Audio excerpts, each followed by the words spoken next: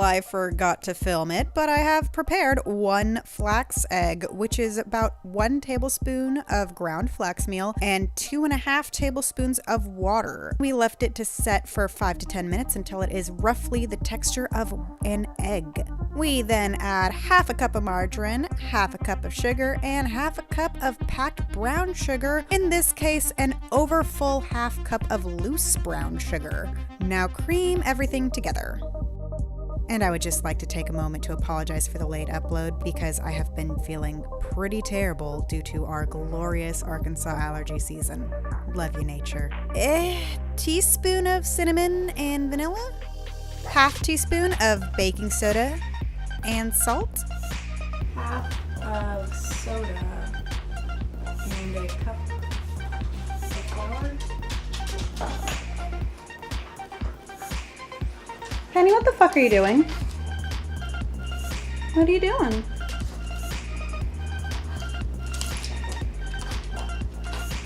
Penny? Are you eating a fucking coin? Back to business with a cup of flour, 1.5 cups of instant oats.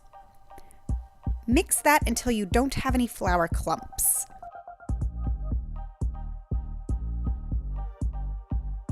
Half a cup of nuts, half a cup of raisins.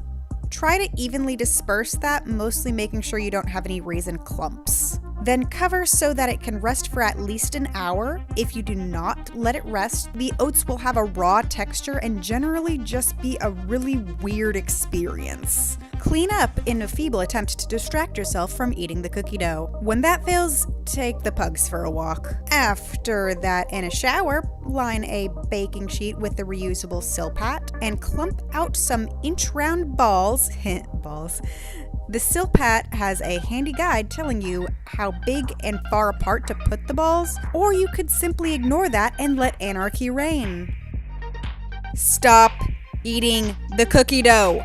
It results in fewer cookies. This recipe makes about 2 sheets worth, which I'm guessing is about 3 or 4 dozen cookies.